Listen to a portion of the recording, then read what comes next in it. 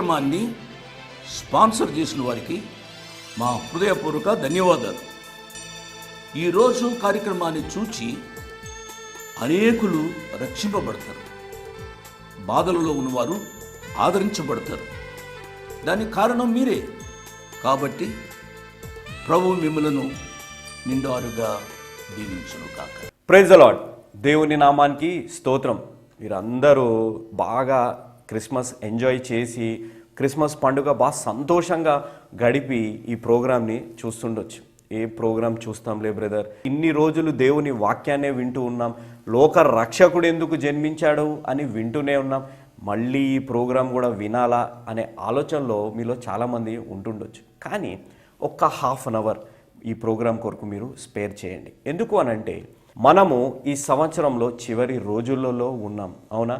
ఈ చివరి రోజులలో మనము దేవుని వాక్యాన్ని తెలుసుకొని ఒక నూతన సంవత్సరంలో ఒక సంతోషమైన, ఒక ఆశీర్వాదకరమైన, అతి ముఖ్యంగా దేవుని యందు విశ్వాసంతో పెట్టుకొని ముందు అడుగు వేద్దాం. కానీ మీలో కొంతమంది ఎంతో బాధతోని, ఎంతో సమస్యలతోని, ఎంతో అంధకారమైన జీవితంలో జీవిస్తూ ఈ ప్రోగ్రాం చూస్తూ ప్రార్థిస్తున్నారా? మీ ప్రార్థనని బలపరచడానికి యేసు అనుచరుల ప్రార్థనా బృందము మీతోని ఉందని మీరు మరవకండి. మీరు ఎల్లప్పుడూ సంతోషంగా ఉండాలి, ఆరోగ్యంగా ఉండాలి, అతి ముఖ్యంగా ఆశీర్వదింపబడుతూ ఉండాలి అనేది మా ప్రార్థన. నేను మన చీకటి జీవితాల్లో మనము ఎలా జీవిస్తున్నాము అనేది నేను ఒక ఉదాహరణ మీకు చూపెడతాను. ఇక్కడ మీరు చూస్తున్నది ఒక విత్తనం. ఈ విత్తనము ఇలా ఉన్నప్పుడు బాగా కనపడుతుంది కదా, కానీ ఎప్పుడైతే ఈ విత్తనంలో మట్టి వేస్తామో ఆ విత్తనము మనకి కనపడుతుందా? ఆ విత్తనము చీకటిలోకి వెళ్ళిపోయింది. ఇందాక మీరు చూసినట్టు ఒక విత్తనం ఉంది, ఆ విత్తనము చీకటిలోకి వెళ్ళిపోయింది. కానీ ఎప్పుడైతే మనం దానికి నీళ్లు జల్లుతామో ఆ విత్తనం ఏం జరుగుతుంది? ఆ చీకటిలోంచి ఆ విత్తనము బయటకి వచ్చేస్తుంది. అదేవిధంగా ఒక విశ్వాసుని జీవితం కూడా ఉండాలి. ఈ ఉదాహరణ చూశారు కదా? అవును, మన జీవితాల్లో ఒక విత్తనము వలె మన జీవితాల్లో ఎంతటి చీకటి జీవితం మనం జీవిస్తున్నా, జీవజలము అయిన దేవుని వాక్యము మన హృదయాలలో, మన జీవితాలలో ఉంటేనే కానీ మనము ఎదగం. మన విశ్వాస జీవితము మన జీవితాల్లో బలపడాలి అనంటే దేవుని వాక్యము మన జీవితాల్లో ఉండాలి. ఇందాక నేను చూపెట్టినట్టు విత్తనం ఉంది, ఆ విత్తనము ఒకటి చీకటి లోకంలోకి వెళ్ళిపోయింది. కానీ ఎప్పుడైతే నీళ్లు పడుతూ ఉంటాయో అది ఆ చీకటిలోంచి ఒక చెట్టులాగా అది మారుతుంది. అదే విశ్వాసుని జీవితం. మన జీవితాల్లో ఎన్ని కష్టాలున్నా, ఎన్ని బాధలున్నా, ఎన్ని అనారోగ్య సమస్యలు మన జీవితాల్లో ఉన్నా, ఎప్పుడైతే దేవుని వాక్యము మన జీవితాల్లో ఉంటుందో ఆ చీకటి జీవితంలోంచి అయినా మనము విజయంతో మనము బయటకి వస్తాము అనేది మర్చిపోకూడదు. వాక్యంలోకి వెళ్ళే ముందు ప్రార్థన చేసుకుందాం. ప్రేమల మా తండ్రి, పరిశుద్ధమైన మా ప్రభువా, మరొక దినాన్ని చూడగలిగే భాగ్యాన్ని మా అందరికీ మీరు ఇచ్చినందుకు మీకు ఎంతో వందనాలు, కృతజ్ఞతలు చెల్లించుకుంటున్నాం. ఈ సంవత్సరంలో చివరి రోజుల్లో మేము ఉన్నప్పుడు ప్రభువా, క్రిస్మస్ని ఎంతో సంతోషంగా మేము గడుపుకున్నాం. కానీ ప్రభువా, లోక రక్షకుడు ఈ లోకంలో జన్మించాడని, కానీ ఆ లోక రక్షకుడు మా హృదయాల్లో జన్మించారా లేదా అనేది మమ్మల్ని మేము ప్రశ్నించుకునే విధంగా నడిపించమని వేడుకుంటున్నాం. ప్రభువా, యేసు అనుచరుల మిషనరీ సంస్థ మీద నమ్మకం ఉంచి, అదేవిధంగా లోక రక్షకుడైన దేవుని మీద నమ్మకం ఉంచి పంపించిన ఈ ప్రార్థన అవసరతల కొరకై ప్రత్యేకంగా ప్రార్థిస్తున్నాం. వారి జీవితాల్లో ఉన్న అవసరతల అక్కరతలన్నీ మీరు తీర్చమని మేము వేడుకుంటున్నాం. ప్రభువా, ఈ నూతన సంవత్సరంలో మేము అడుగు పెడుతుండగా ప్రభువా, మా జీవితము ఒక నూతనత్వంగా మారేలాగున మమ్మల్ని మీరు నడిపించమని మేము వేడుకుంటున్నాం. అదేవిధంగా ఈ ప్రోగ్రాంని స్పాన్సర్ చేసిన కె దేవదాస్ గారు కరీంనగర్ నుంచి, వారిని, వారి కుటుంబాన్ని మీరు నిండుగా దీవించి ఆశీర్వదించమని వేడుకున్నాం. వారి ఈ ప్రోగ్రాంని స్పాన్సర్ చేయడం ద్వారా ఎంతోమంది ప్రజలు ఈ వాక్యాన్ని విని రక్షణ మార్గంలో నడిచే భాగ్యాన్ని కూడా ప్రసాదించినందుకు మీకు ఎంతో వందనాలు, కృతజ్ఞతలు చెల్లించుకుంటున్నాం. ప్రభువా, ఈ టీవీ ప్రోగ్రాంని చూస్తున్న ప్రతి బిడ్డని కూడా మీరు పేరు పేరున దీవించండి, ఆశీర్వదించమని వేడుకుంటూ యేసు క్రీస్తు అతి పరిశుద్ధమైన నామంన అడిగి వేడుకుంటున్నాం తండ్రి, ఆమేన్. నాతో పాటు ఆమేన్ చెప్పిన వారందరినీ దేవుడు నిండారుగా దీవించునుగాక. నేను వాక్యంలోకి వెళ్లే ముందు మీకు ఒక చిన్న వీడియోని చూపెట్టాలని ఆశపడుతున్నాను. ఈ వీడియో ఒక విదేశీ దేశంలో ఒక మొబైల్ అడ్వర్టైజ్మెంట్. ఈ అడ్వర్టైజ్మెంట్ చూసినప్పుడు నన్ను ఎంతగానో ప్రేరేపించింది, నా హృదయాన్ని కదిలించింది. ఈ వీడియో కానీ నేను వాక్యంతో ముడిపెట్టి మీ ముందుకు తీసుకొస్తే ఎలా ఉంటుంది అని నేను ప్రార్థించాను. అందువలన ఈ వీడియోని మీకు చూపెట్టాలని ఆశపడుతున్నాను. ఇక్కడ మీరు చూస్తున్న దృశ్యంలో ఒక స్త్రీ ఒక చిన్న బాలుని కొడుతుంది. ఎందుకు అని అనగా ఆ బాలుడు తన మెడికల్ షాప్కి వచ్చి మందులు దొంగలిస్తుంటే పట్టుకొని కొడుతుంది. ఆ స్త్రీ ఆ బాలుని కొడుతుండగా అందరూ చూస్తారు కానీ ఎవ్వరూ ఆపటానికి ముందుకు రారు. కానీ ప్రక్కనే ఉన్న ఒక టిఫిన్ సెంటర్ యజమాని మాత్రం ముందుకొచ్చి ఆ స్త్రీని ఆపి విషయాన్ని తెలుసుకొని ఆ బాలుణ్ణి అడుగుతాడు. నాన్న, నువ్వు ఎందుకు దొంగలిచ్చావు అని అడగగా ఆ బాలుడు ఈ విధంగా సమాధానం ఇచ్చాడు. మా అమ్మ మరణావస్థలో ఉంది, తనని నేను కాపాడుకోవాలి అంటే ఈ మందులు నాకు కావాలి, కానీ ఈ మందులు కొనడానికి నా దగ్గర డబ్బు లేదు, అందుకే నేను దొంగలించాల్సి వచ్చింది అని జవాబిస్తాడు. ఆ మాట విన్న ఆ మనుషుడు ఒక విశ్వాసి. తన హృదయం చలించుకుపోతుంది. వెంటనే ఆ మనుషుడు ఆ స్త్రీ దగ్గర నుంచి ఆ మందులు కొని అదేవిధంగా తాను అమ్ముతున్న ఆహారాన్ని ఉచితంగా ఆ బాలుడికి ఇస్తాడు. ఇక్కడ మీరు ఒక విషయాన్ని గమనించారా? ఏ సంబంధము లేకపోయినా, ఏ సంబంధము లేని, ఏ ముఖపరిచయము లేని, ఏ రక్త సంబంధము లేని బాలుడికి ఆ మనుష్యుడు సహాయము చేస్తుంటే తన కూతురు చూపెట్టిన అసహనాన్ని మీరు గమనించండి. ఆ ఆహారాన్ని, ఆ మందుల్ని ఆ బాలుడికి ఇస్తుండగా బాలుడు ఆశ్చర్యపోతాడు. ఏ రక్త సంబంధము కానీ, ఏ ముఖపరిచయం కానీ లేని నాకు, ఆపదలో ఉన్న నాకు సహాయం చేస్తున్నాడు ఎందుకు అని ఆలోచిస్తాడు. ఇలాంటి మనుషులు కూడా ఈ సమాజంలో ఉంటారా అని ఆశ్చర్యపోతాడు. 30 సంవత్సరాలు తర్వాత కూడా ఆ విశ్వాసి అదే దయాగుణాన్ని, అదే ప్రేమించే గుణాన్ని, అదే సహాయ గుణాన్ని కొనసాగిస్తాడు. ఆ టిఫిన్ సెంటర్కి ఒక భిక్షగాడు వచ్చినప్పుడు తన కూతుర్ని చూడండి ఎలా తరుముతుందో. కానీ ఆ విశ్వాసి ఆ భిక్షగాడికి తాను అమ్ముతున్న ఆహారాన్ని ఉచితంగా ఇచ్చేస్తాడు. అలా ఇచ్చిన తర్వాత తనకి గుండె నొప్పి వచ్చి కింద పడిపోతుంటాడు. పడిపోతున్న తండ్రిని చూసి అన్నీ వదిలేసి ఆ తండ్రి దగ్గరికి కూతురు పరిగెత్తుతుంది. వెంటనే తన తండ్రిని హాస్పిటల్లో జాయిన్ చేస్తుంది. జాయిన్ చేసిన తర్వాత తన తండ్రి చికిత్స కొరకు అయ్యే ఖర్చుకి సంబంధించిన బిల్లుని హాస్పిటల్ సిబ్బందులు ఆ కూతురికి తెచ్చిస్తారు. ఆ బిల్లు అక్షరాల 7,92,000 రూపాయలు. అంత బిల్లుని చూసి ఆశ్చర్యపోతుంది, షాక్ అయిపోతుంది. వెంటనే తన బంధుమిత్రులకి, స్నేహితులకి ఫోన్ చేసి సహాయం చేయమని అడుగుతుంది. కానీ ఎవ్వరూ సహాయం చేయడానికి ముందుకు రారు. ఆ బిల్లును చూసుకుంటూ ఆలోచిస్తుంది, నా తండ్రిని నేను ఎలా కాపాడాలి, ఎవ్వరు నాకు సహాయం చేయట్లేదే, ఇంత బిల్లు ఎలా కట్టాలి అని బాధపడుతూ, కుమిలిపోతూ, ఏడుస్తూ విలపిస్తుంది. తాను తన తండ్రిని చికిత్స చేస్తున్న వైద్యుడి దగ్గరికి వెళ్ళి తన పరిస్థితిని వివరిస్తుంది. డాక్టర్, నా దగ్గర అంత డబ్బు లేదు, నేను వెంటనే అంత డబ్బు కట్టలేను, నాకు ఎవరు సహాయం చేయట్లేదు, కానీ మా దగ్గరున్న టిఫిన్ సెంటర్ అమ్మైనా నేను ఆ డబ్బును చెల్లిస్తాను, మీరు మా నాన్నగారిని కాపాడండి అని విజ్ఞప్తి చేస్తుంది. ఒకరోజు ఆ కుమార్తె ఆ తండ్రి దగ్గర ఉన్నప్పుడు ఒక పేపర్ తనకి తగులుతుంది. ఆ పేపర్ తెరిచి చూడగా దాంట్లో ఇలా రాయబడ్డది, 30 సంవత్సరాల క్రితమే ఈ బిల్లు మొత్తము చెల్లింపబడ్డది. ఏ రూపంలో ఆ బిల్లు చెల్లింపబడ్డది అనగా, తన తల్లి మరణావస్థలో ఉన్నప్పుడు తన తల్లి కొరకు మందులు దొంగలిస్తుండగా ఒక స్త్రీ ద్వారా దెబ్బలు తింటున్నప్పుడు మీ నాన్నగారు వచ్చి నన్ను ఆదుకున్నారు. కొంచెం ఆహారంతో ఆ మందుల ద్వారా నన్ను ఆదుకొని మా అమ్మని కాపాడారు.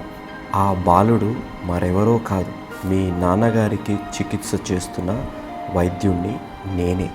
నన్ను దేవుడు ఇంత పెద్ద వైద్యుడిగా ఆశీర్వదించారు. మీ నాన్నగారు ఏ సంబంధం లేని నాకు సహాయం చేశారు, కాబట్టి ఈరోజు నేను మీ నాన్నగారి చికిత్సకు అయ్యే ఖర్చు భారాన్ని మొత్తము నేనే భరిస్తాను. అదేవిధంగా మీ నాన్నగారు మళ్ళీ తిరిగి నడిచేలాగా నేను అతనికి వైద్యము అందిస్తాను అని ఆ ఉత్తరంలో రాయబడ్డది. మీరు చూసినట్టయితే ఏ సహాయాన్నైతే ఆ మనుష్యుడు ఆ బాలుడికి చేశాడో అదే సహాయము తిరిగి ఆ బాలుడి ద్వారా ఒక వైద్యుడి రూపంలో అతనికి తిరిగి వచ్చింది. ఏ ప్రేమ సహాయము అనే విత్తనాలు ఆ మనుష్యుడు ఆ బాలుడు హృదయంలో నాటాడో ఆ విత్తనాలు ఆ బాలుడు పెద్దగా ఎదిగాక ఒక వైద్యుడిగా ఎదిగాక కూడా ఇతరుల పట్ల ప్రేమ, ఇతరుల పట్ల సహాయము చేయాలి అనే హృదయము కలిగి ఉన్నాడు. దేవుని నామానికి స్తోత్రం. వీడియోని చూశారు కదా. ఈ వీడియో ద్వారా నేను చెప్పాలి అని అనుకుంటుంది ఏంటిది అంటే, మీరు ఏ విత్తనాన్ని అయితే విత్తుతారో అదే పంటను కోస్తారు. దీన్ని 3 భాగాల్లో చెప్పాలని ఆశపడుతున్నాను. మొదటిది, మీరు ఏ విత్తనాన్ని అయితే విత్తుతారో అదే పంటని మీరు కోస్తారు. రెండవది, ఆ విత్తనాన్ని ఎక్కడ విత్తుతున్నారు. అదేవిధంగా మూడవది, ఆ విత్తనం ఎంత పెద్దగా ఎదిగింది అనేది. ఈ 3 అంశాల ద్వారా నేను ఈ వాక్యాన్ని మీ ముందు వివరించాలని ఆశపడుతున్నాను. మొదటి అంశం, మీరు ఏ విత్తనాన్ని అయితే విత్తుతారో అదే పంటను మీరు కోస్తారు. పౌలు గారు గలతీయులకు రాసిన పత్రిక 6వ అధ్యాయం 7వ వచనం, మోసపోకుడి, దేవుడు వెక్కరింపబడడు, మనుష్యుడు ఏమి విత్తునో ఆ పంటనే కోయును అని పౌలు గారు రాశారు. మీరు ఆ వీడియోలో చూసినట్టయితే ఆ చిన్న బాబు దొంగతనం చేస్తే ఒక స్త్రీ ద్వారా దెబ్బలు తింటున్నాడు. ఆ దెబ్బలు తింటుంటున్నప్పుడు పక్కనే ఒక టిఫిన్ సెంటర్ యజమాని వచ్చి ఆపాడు. మీరు ఆలోచించాలి, ఎవరైనా సహాయం కావాలని కోరినప్పుడు మనం ఎంతమంది వాళ్ళకి సహాయం చేస్తాం? రోడ్డున ఏదైనా చిన్న యాక్సిడెంట్ అయినా, రోడ్డులో ఏదైనా చిన్న గొడవ అయినా వాళ్ళని ఆదుకునే వారి కంటే ఆ దృశ్యాన్ని చూసేవారు ఎక్కువ ఉంటారు. అవును కదా? మనం ఎవరికన్నా సహాయం చేయడానికి ముందుకెళ్తామా? మనకెందుకులే ఈ తలకాయ నొప్పి, మనకేం అవసరం, ఇదంతా హెడేక్, మనకున్న టెన్షన్స్ మనకు చాలావా, మళ్ళీ ఇంకొక టెన్షన్ యాడ్ చేసుకోవాలా అని ఆలోచించే వాళ్ళము మనము. కానీ ఆ వీడియోలో మీరు చూసినట్టయితే ఆ యజమాని అక్కడికి వచ్చి ఆ బాబుని అడిగాడు, బాబు ఏమి జరిగింది అని అడిగాడు. అని అడిగినప్పుడు ఆ బాబు చెప్పిన సమాధానాన్ని విని వెంటనే ఆ బాబుకి సహాయం చేశాడు. అవునా? అక్కడ ఒక విత్తనాన్ని నాటాడు. ఏంటిది ఆ విత్తనం? ప్రేమ. నిన్ను వలె నీ పొరుగువారిని ప్రేమించు అనే విత్తనాన్ని, అదేవిధంగా ఆ చిన్న బాలుడికి సహాయము అనే విత్తనాన్ని నాటాడు. ఆ విత్తనం ఎదిగి ఎదిగి 30 సంవత్సరాల తర్వాత ఏమైంది? ఏ బంధుమిత్రులు, ఏ స్నేహితులు, ఏ రక్త సంబంధికులు సహాయం చేయనప్పటికీ ఏ విత్తనాన్ని అయితే అక్కడ నాటాడో అదే విత్తనం ఎదిగి ఎదిగి ఒక వైద్యుడిగా ఆశీర్వదింపబడ్డ ఆ బాలుడి ద్వారానే మళ్ళీ ఆ మనుషుడికి సహాయం అందింది. అవును, ఏ విత్తనాన్ని అయితే మీరు విత్తుతారో అదే పంటని మీరు కోస్తారు. ఆ మనుష్యుడు ప్రేమ, సహాయం అనే విత్తనాన్ని విత్తాడు కాబట్టి వైద్యుడిగా ఎదిగి ఆశీర్వదింపబడ్డ ఆ బాలుడు ద్వారానే తిరిగి సహాయము ఆ మనుష్యుడికి అందింది. అవును, మన జీవితాల్లో సమస్యలు వచ్చినప్పుడు, మన జీవితాల్లో కష్టాలు వచ్చినప్పుడు లోకస్తులు అనే మాట ఏంటిది? ఇది నీ కర్మ, ఇది లక్, ఇది డెస్టినీ అనే మాటలు అంటారు. అవును కదా? కానీ బైబిల్ చెప్పే మాట ఏంటిది? మీరు ఏ విత్తనాన్ని అయితే విత్తుతారో అదే పంటను మీరు కోస్తారు అనే మాట బైబిల్ అంటుంది. గలతీ 6:7 మీరు చూసినట్టయితే దాని ప్రారంభము మీరు చూడండి, మోసపోకుడి అని మాట రాయబడ్డది. ఎందుకు ఆ మాట రాయబడి ఉంటుంది? మోసము అనేది ఎవరు చేస్తారు? Satan. Satan is a deceiver. Satan ఎప్పటికప్పుడు మనల్ని ప్రలోభాలు పెడుతుంది, మనల్ని మభ్య పెడుతుంది. ఏమని? నీకేం కాదులే, నీకేం జరగదులే, పర్లేదు, నువ్వు ఇలానే జీవించు, నేనెవ్వరు ఆపరు, నీకేం తక్కువలే అనే మాటల ద్వారా మనల్ని మభ్య పెడుతుంది. కానీ దేవుని వాక్యం రాయబడ్డది ఏంటంటే, మీరు మోసపోకుడి, మీరు ఏం విత్తుతున్నారో అదే పంటని మీరు కోస్తారు అనే మాట ఇక్కడ రాయబడ్డది. మన జీవితాలలో మనం చేసిన క్రియల ద్వారా, మన మాటల ద్వారా మన జీవితాల్లో కొన్ని సంఘటనలు జరుగుతాయి. అవి మీరు మర్చిపోకూడదు. నేనేం క్రియలు చేశాను, నేనేం మాటలు అన్నాను అని తర్వాత బాధపడితే కాదు, మీరు చేసే ముందు, మీరు మాట్లాడే ముందు ఒక్కసారి మీరు ఆలోచించాలి. కుటుంబము అనగా ఏంటిది? దేవుడు ఆదాము అవ్వని సృష్టించినప్పుడు మళ్ళీ ఇంకొక ఆదాము అవ్వని సృష్టించలేదు. దేవుడు ఆదాము అవ్వని సృష్టించాక ఒక కుటుంబాన్ని సృష్టించారు. అవునా? కయీను, ఏబులు, ఆదాము, అవ్వ అనే కుటుంబాన్ని సృష్టించారు. ఈరోజు మీ కుటుంబాలలో ఎలా ఉంది? మీ కుటుంబాలలో ఐక్యత ఉందా? మీ కుటుంబాలలో ప్రేమ అనేది ఉందా? మీ కుటుంబాలలో ప్రార్థనా జీవితం అనేది ఉందా? మీరు ఆలోచించాలి. తల్లిదండ్రులు కొట్లాడుకుంటుంటే, తల్లిదండ్రుల మధ్య ఐక్యత లేకపోతే పిల్లల మీద పడే ప్రభావం గురించి మీరు ఆలోచించాలి. రేపొద్దున్న వాళ్ళు పెద్దగా అయ్యాక వాళ్ళ భర్తలతో కానీ వాళ్ళ భార్యలతో కానీ ఐక్యంగా ఉండండి అని మీరు చెప్పగలిగే పరిస్థితుల్లో మీరు ఉన్నారా? కుటుంబంలో ఐక్యత అనేది ఉండాలి. తల్లిదండ్రుల మధ్య ఐక్యత అనేది ఉండాలి. భార్యాభర్తల మధ్యలో ఐక్యత అనేది ఉండాలి. అదేవిధంగా తోటి సహోదరుల మధ్య ఐక్యత ఉందా? మీరు మీ తోటి సహోదరితో మీరు ఐక్యంగా ఉండరు, కానీ మీ పిల్లలకి మీరు ఒకరికొకరు ఐక్యంగా ఉండాలా, ఒకరికొకరు ప్రేమగా ఉండాలా అనే మాటలు మీరు చెప్తారు. అవును కదా? ఆస్తి తగాదాల వల్ల, ఇళ్ళు తగాదాల వల్ల, ఇంకా వేరే వేరే తగాదాల వల్ల మీరు ఐక్యంగా ఉండకుండా ఒకరినొకరు క్షమించకుండా జీవిస్తుంటారు. కానీ మీ పిల్లలు మాత్రం ఐక్యంగా ఉండాలి. ఎలాంటి విత్తనాన్ని మీరు నాటుతున్నారో మీరు ఆలోచించాలి. యోసేపు గారు నాకు చాలా ఇష్టమైన క్యారెక్టర్ బైబిల్లో.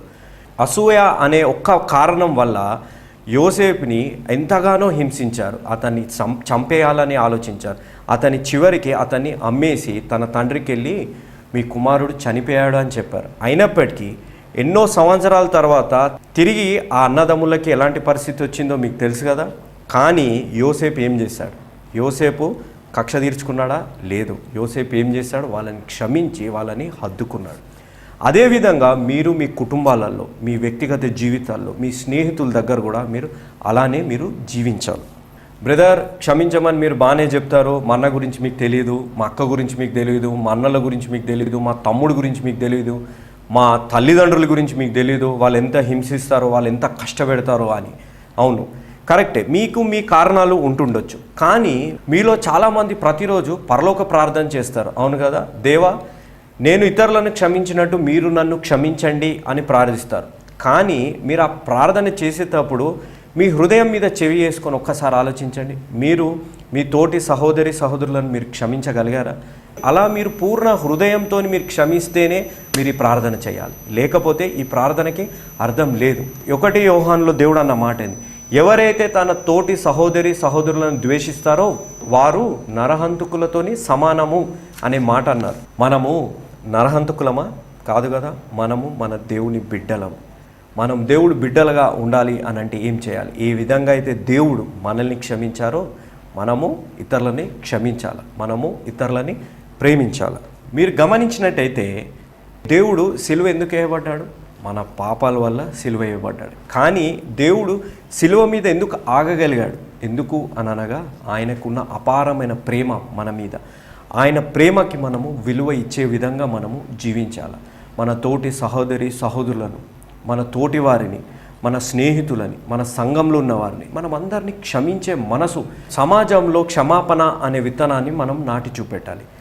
ఒక జ్ఞానవంతుడు దేవుడిని అడిగాడంట, దేవా జీవితానికి అర్థం ఏంటిది అని. దేవుడు అన్నాడంట, ఈ జీవితానికి అర్థం లేదు, కానీ నేను మీ మనుషులందరికీ ఒక అవకాశం ఇస్తున్నాను, ఆ జీవితానికి ఒక అర్థం మీరే తీసుకురావచ్చు అండి అని అన్నారంట.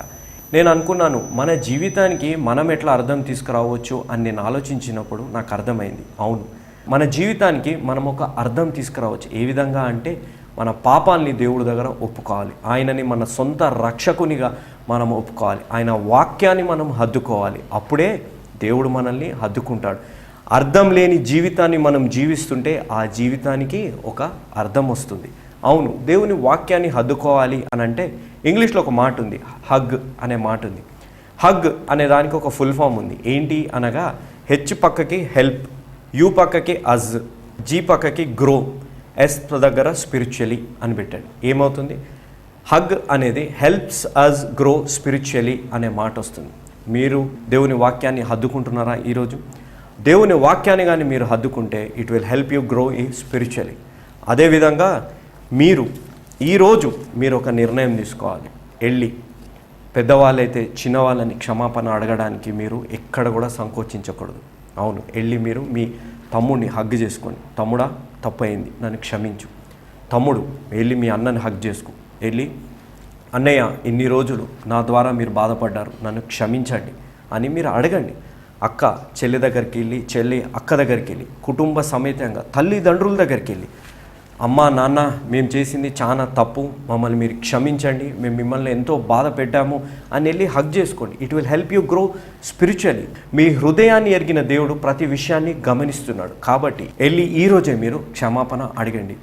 బ్రదర్, బాబు, మా మిడిల్లో గోడలు కట్టబడ్డాయి, మేము ఇంకా దాన్ని ఏమి చేయలేము.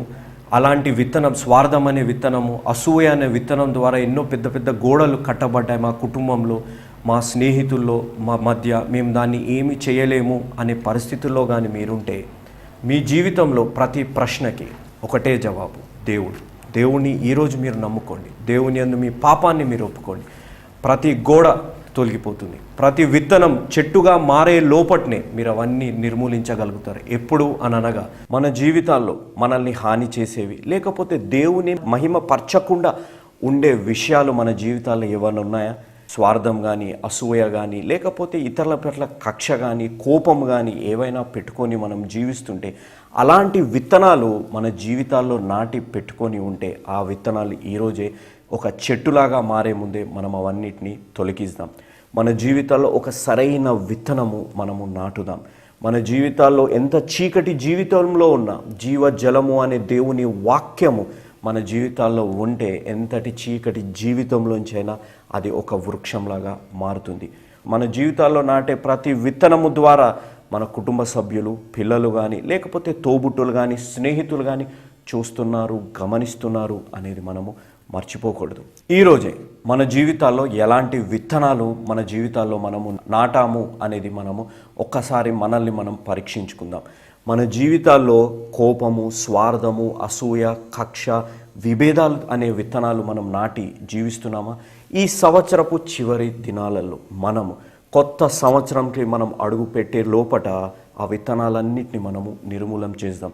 అవి ఒక వృక్షంలాగా మారక మునిపే మన జీవితాల్లో దేవుడు ఎంత గొప్ప జీవితాన్ని, ఒక అందమైన జీవితాన్ని మనకి ఇచ్చినప్పుడు మనం సంతోషంగా జీవించాలి, ఎంతో ఆనందంగా జీవించాలి, ఇతరులని ప్రేమించుకుంటూ మనం జీవించాలి అని అన్నప్పుడు, ఈరోజే కొత్త సంవత్సరంలో మనం అడుగు పెట్టేటప్పుడు ఒక ప్రేమ అనే విత్తనం, ఒక క్షమాపణ అనే విత్తనం, ఒక ఐక్యత అనే విత్తనం మన వ్యక్తిగత జీవితంలో, వైవాహిక జీవితంలో, అతి ముఖ్యంగా మన కుటుంబ జీవితంలో మనము నాటుదాం.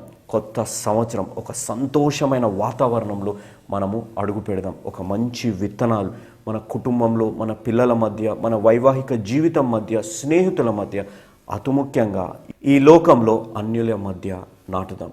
అలాంటి విత్తనాన్ని, ప్రేమ, ఐక్యత, దేవుని విశ్వాసము అనే విత్తనాన్ని మన జీవితాల్లో నాటాలి అనంటే, కక్షలు, స్వార్థాలు, అసూయ అనే విత్తనాలు ఏవైతే మనం నాటి ఒక వృక్షంలాగా మారిపోయి మన కుటుంబంలో, మన వైవాహిక జీవితంలో, మన వ్యక్తిగత జీవితంలో మనము వీటిని పెంచాము, అవన్నిటిని మనం నిర్మూలిస్తాం. అవి నిర్మూలించాలి అనంటే మనం ఒక పని చేయాలి. ఈరోజే మన పాపాలని మనము ఒప్పుకోవాలి. ఈ చివరి దినాలలో అయినా దేవుణ్ణి మన సొంత రక్షకునిగా మనము అంగీకరిద్దాం. ఒక యేసు అనుచరుడుగా మనం మారుదాం. ఎందుకు అనంటే, లోక రక్షకుడు ఈ లోకంలో జన్మించింది మన పాపాల నుంచి మనల్ని విముక్తి చేయడానికి. అవును, మన జీవితాల్ని మార్చడానికే కానీ మన మతాల్ని మార్చడానికి కాదు అనేది మనము మరవకూడదు.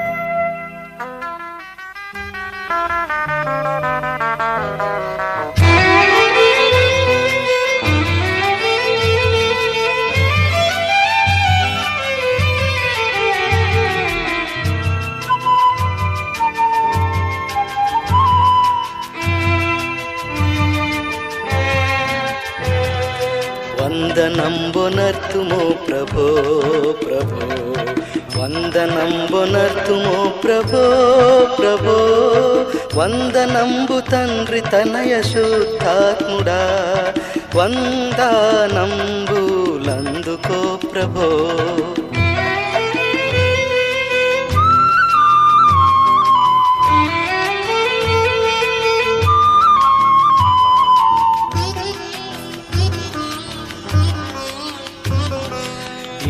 నాళ్ళు ధరణి మమ్ము బ్రోచియు, కన్న తండ్రి మించి ఎప్పుడుగాచియు, ఎన్నలేని దీవెనలిడు నన్న యేసువా, అన్ని రెట్లు స్తోత్రములివిగో.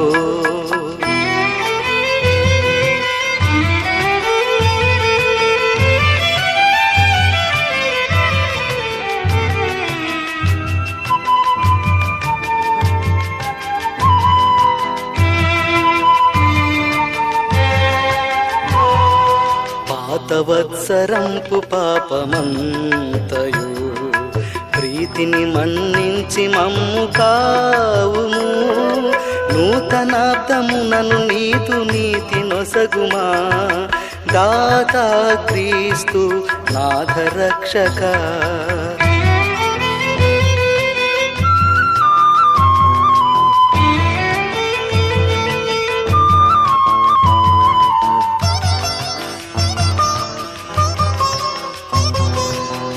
దేవమాదుకాలు సేతులెల్లను సేవ కాళి తనువు దినములన్నీయు నీవ సంగు వెండి పసిడి జ్ఞానమంతని సేవాకై అంగీకరించుమా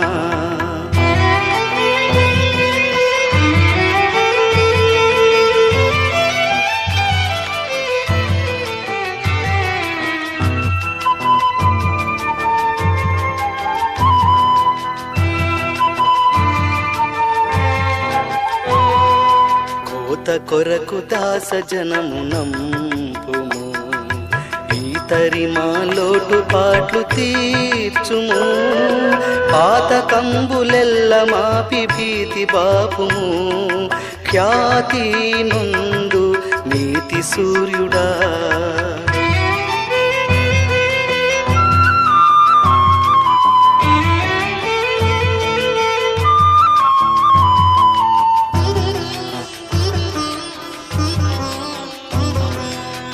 సభలను పెద్ద చేసి పెంచుము నీ సువార్త చెప్ప శక్తినీయుము మోసపుచ్చు అంధకారమంత ద్రోయుము యేసు కృపన్ కృమ్మరించుము వందనంబునర్తుము ప్రభో ప్రభో వందనంబునర్తుము ప్రభో ప్రభో వందనంబు తండ్రి తనయ శుద్ధాత్ముడా వందనంబు లందుకో ప్రభో వందనంబునర్తుము ప్రభో ప్రభో వందనంబునర్తుము ప్రభో ప్రభో వందనంబు తండ్రి తనయ శుద్ధాత్ముడా వందనంబు లందుకో ప్రభో వందనంబు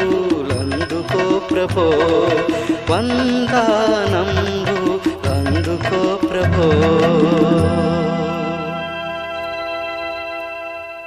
ఈ క్రిస్మస్ వారంలో మీరందరు క్రిస్మస్ సంతోషంగా గడిపి ఉంటారని నేను నమ్ముచున్నాను. అదేవిధంగా ఈ వారం అంతా కుటుంబాల్లో, వ్యక్తిగత జీవితంలో, అదేవిధంగా సమాజంలో శాంతి సమాధానాలు ఉండాలని ప్రత్యేకంగా ప్రార్థించాం. దేవుడు మా ప్రార్థనని ఆలకించారు అని మేము నమ్ముచున్నాం. అదేవిధంగా వచ్చే వారం అంతా ఒక నూతన సృష్టిగా మనము మారాలి. ఎందుకు అనంటే నూతన సంవత్సరంలో మనము అడుగు పెడుతున్నాం. మన జీవితాల్లో ఒక నూతనత్వం, అతి ముఖ్యంగా రక్షణ అనుభవం మన జీవితాల్లో కావాలి అని కోరుకున్న వారందరూ ఈ కింద ఉన్న ఫోన్ నెంబర్లకి మీ ప్రార్థన అవసరతలన్నీ పంపిమని నా మనవి. యేసు అనుచరులు ఒక మిషనరీ సంస్థ. ఈ మిషనరీ సంస్థ సమర్పించు ఈ సమాధాన సమయం కార్యక్రమం ఇదే విధిగా కొనసాగాలి, యవనస్తులని ఉత్తేజపరిచే విధంగా ఉండాలి అనంటే మీరు మాకు సహాయపడాలి. మీరు మాకు సహాయపడమని, అదేవిధంగా యవనస్తుడైన నన్ను మీరు ప్రోత్సహించి నా కొరకు ప్రార్థించి నన్ను ఆశీర్వదించమని నా మనవి. ఇంతవరకు వాక్యాన్ని విన్న ప్రతి బిడ్డని దేవుడు నిండారుగా దీవించునుగాక. ఆమేన్.